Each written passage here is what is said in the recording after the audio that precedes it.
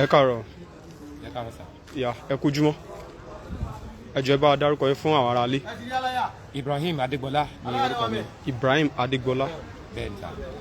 Ṣé ẹ̀yin ni ẹ̀gbọ́n Abdulaziz Adégbọlá tí gbogbo yẹn mọ̀ sí Tani Olohun? Bẹ́ẹ̀ni sà, èmi ni ẹ̀gbọ́n Abdulaziz Adégbọlá aka Tani Olohun. Tani Olohun. Báwo lẹ sì jẹ́ sí gẹ́gẹ́ ẹjọ́? Èmi ni àkọ́bí mọ́mì wa. Àkọ́bí mọ̀mọ́. Mọ̀ tó bí Tani Olohun gangan. Èmi ni àkọ́bí ìyá náà. So n tó túmọ̀ sí pé èmi ni mo kọ́kọ́ jáde láti ọ̀dọ̀ ìyá Tani Olohun. Tani Olohun. Ìyá kan bàbá kan náà ló bí wa. Ibi kan náà la jọ gbà wá sí orílẹ̀-èdè ayé. Ẹ jọ̀ọ́ ṣé Tani Olohun sì tún ní bàbá? Bàbá wa ti kú láti bí ọdún mẹ́ta sẹ́yìn. Ẹ dẹ̀ ṣọ́. Ṣé mi ò tẹ́ mọ́ wá sí orí afẹ́fẹ́ náà so everybody ti mọ̀ mí. Ẹ dúró torí nǹkan tó ṣẹlẹ̀ ní àná ní ọjọ́ àná. Ó ní èèyàn kan tó wá síbi ìta sì ṣe interview fún tí wọ́n pera wọn ní Mr. Mumini Adégbọlá. Bẹ́ẹ̀ni. Wọ́n ní àwọn ní bàbá Tani Olohun yípa àwọn làwọn bí pé ọmọ àwọn ni. Irọ́ ọlọ́mọ ọmọ ẹ̀ wọ́n kọ́ bàbá Tani Olohun. Bàbá Tani Olohun ti kú. Bàbá Tani Olohun ti kú. Bàbá wa ti kú so àkọ́bí bàbá wa ní Mumini táǹpẹ́ ní bájú àwọn làkọ́bí dádì wa. Bọ̀ ìgbà tí wọ́n sọ fáwọn èèyàn nílé wọ́n ní ọmọ àwọn làwọn bí Tani Olohun pé ló jẹ́ káwọn gbéra wá láti Ìbàdàn wá sí ìlú Ìlọrin lánàá. ọmọ wọn kọ́ ọmọ wọn kọ́ àwọn tí ò bá mọ̀ kí wọ́n lọ mọ òótọ́ ọ̀rọ̀ bàbá tó bí Tani Olohun ó ti ṣe aláìsí ṣùgbọ́n àkọ́bí ọmọ wọn ò ní Ibrahim mi. Ẹ̀sìn wo lẹ́yìn gangan ṣe ń tin báyìí gan? Mùsùlùmí lèmi. Mùsùlùmí lẹ́yìn. Mùsùlùmí ni mí alhamdulillah pé inú Islam ni wọ́n bí mi sí Islam náà mo sì tún ṣe mo ti gbàdúrà pé Islam náà ni kọ́nà ó jẹ́ kí n ṣe tí màá fi kú. Tẹ́bi kú. kọ́nà ó mọ́ sí mi lọ́nà. Àmín Ọlọ́run àmín Ọlọ́run.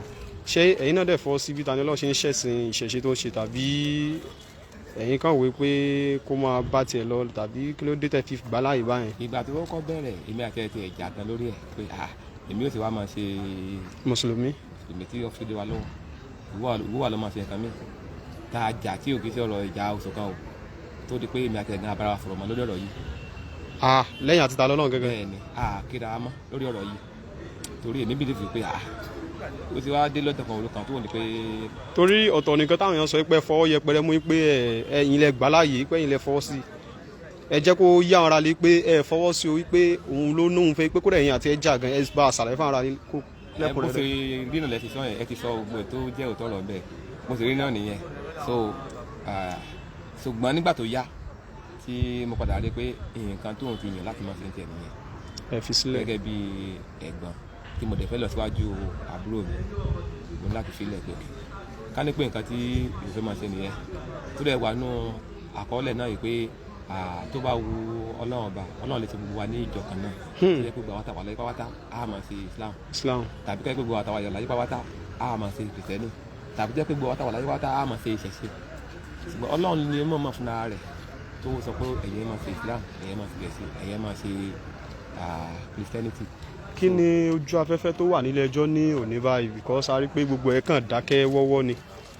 Àwa tọ́rọ̀ kan ti wà ń bí yìí àwọn tí ọ̀rọ̀ kan náà ni òní wà àtàwọn tó wá fẹ́ gba glory orí afẹ́fẹ́ tí wọ́n fàfẹ́ fún orí wọn tí wọ́n wá sí Ìlọrin tí wọn ò rí ẹni tí wọ́n lè torí ẹ̀ wà tí wọ́n wá ṣe fídíò Facebook àti YouTube àjẹ́ pé wọ́n ti máa trend ṣe é pé ìgbà tí Mohbad kú àwọn kan fi fídíò rẹ̀ trend bẹ́ẹ̀ni wọ́n gbé káàkiri kí wọ́n lè bá yá wọn náà bẹ́ẹ̀ni so ṣùgbọ́n ẹni tí ọ̀rọ̀ kàn gangan ọlọ́rọ̀ ló máa ń gbé ibi tó ti wúwo so ẹni tí ọ̀rọ̀ kàn ò ní fẹ́ fọ̀rọ̀ lẹ̀ àwa náà kó o ti ṣe mo gbà yín ibi iṣẹ́ ni mo gba permission níbi iṣẹ́ ni pé mo fẹ́ dé ibi tọ́rọ̀ lórí ọ̀rọ̀ ọmọ ìyá yín lórí ọ̀rọ̀ ọmọ ìyá yín àbí. bẹ́ẹ̀ni wọ́n dẹ̀ fún mi ní permission pé tábà ní ká má fọ permission gan ọkàn ló tiẹ̀ ní síbi iṣẹ́ tá a gbé fún ọ tó ń ṣe so máa lọ kó lọ rẹjú ọ̀rọ̀.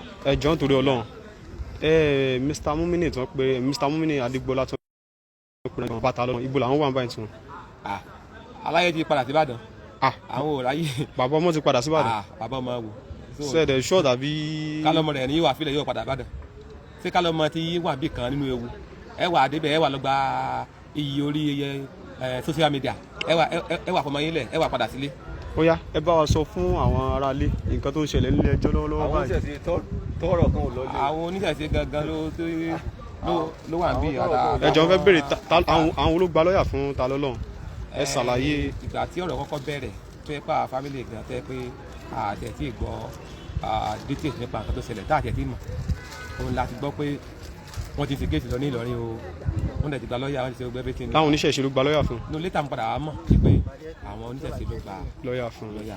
èyà. so gbàdé pé òun náà dẹ̀ rí oníṣẹ̀ṣe lòun náà. èyà. so ṣé nǹkan tí yàn lè ṣe sí sáà ní pé àwọn tó gba lọ́ọ̀yà ọ̀yà ẹ̀wùdó àwọn lọ́ọ̀yà yín àfẹ́ ìkankan bá yín ṣe mọ́. gbàdé pé ọmọ fúnra ẹ̀ gan oníṣẹ̀ṣe náà ni ṣùgbọ́n nǹkan tá à ń bá jà sí náà ni pé kó yé bú àgbàlagbà gbàmọ́ kó mọ̀ gbà àgbàlagbà kó dẹ̀ mọ̀ báyàn lórúkọ jẹ́ kó àwọn mùsùlùmí náà àwa náà èsì ń falà báyẹn náà. inú mi ti dùn gidi gan ní ọwọ́ àfa òkúta gidi wọ́n ní àwọn òní kó mọ́ sẹ́sì ṣẹ̀ṣẹ̀ rẹ̀ ṣùgbọ́n ìbanilórúkọ jẹ́ tó ṣe sáwọn wọ́n ní kò múnú àwọn dùn. ìyá bẹ́ẹ̀ kò dáa kọ́ mékè náà mọ̀ gbà àgbàlagbà ó náà dẹ̀ ti mọ̀ pé òun bú àgbàlagbà ó dẹ̀ ti tọrọ dáríjì alẹ́ bí Ọlọ́run pé kí Ọlọ́run ṣe ìdáríjì fún. àmì Ọlọ́run. torí pé téèyàn bá dáríjì yàn náà Ọlọ́run náà kó tún dáríjì yàn. so àbẹ̀ Ọlọ́run bí kọ́lọ́run ṣe. because nínú ọ̀rọ̀ tí àfàwọ̀ òkúta gidi sọ lánàá wọ́n ní àwọn ti dáríjì hàn gbogbo aráàlú Ìlọrin sì ti dáríjì àwọn mùsùlùmí ti dáríjì ṣùgbọ́n ní ṣókí wípé kó tọrọ dáríjì gẹ́gẹ́ fúnra rẹ̀ lọ́wọ́ Ọlọ́run tí mo dẹ̀ mọ̀ pé òun gan ti ń ṣe bẹ́ẹ̀ níbi tó wà ní àhámọ́ pé ó náà ti ń tọrọ dáríjì ẹ̀ṣẹ̀ lọ́dọ̀ Ọlọ́run tí mo dẹ̀ gbà pé Ọlọ́run ni ọba òun ló dá gbogbo wa ọba ẹ ṣe gidi gan fún ìfarabalẹ̀ yín ẹ jọ̀ọ́ àwọn tó wà nílé ẹ bá wa follow page ẹ bá wa like ẹ bá wa share ẹ jọ̀ọ́ so bí nǹkan bá ṣe ń lọ nílé ẹjọ́ lónìí a máa fi tọ gbogbo yín létí ní ṣókí báyìí ìgbẹ́jọ́ ti bẹ̀rẹ̀ because àti rí atẹ́gùn kankan tó ń ṣẹlẹ̀ báyìí náà ṣùgbọ́n a sì tún wà nílé ẹjọ́ a mọ̀ mú àbọ̀ yòókù wá fún yín wájú ilé ẹjọ́ magistrate náà làwà báyìí lákòókò yìí tá a ti ń bá yín sọ̀rọ̀ báyìí nílé so kò tí ì sí mọ́ọ̀chì kankan rárá ní sáìdì bí náà fún títà àkókò yìí so Mr. Ibrahim ẹ bá wa dá ó dàbọ̀ fúngbà kan náà ẹ ṣe gan fún ìbarabalẹ̀ yín ó dàbọ̀.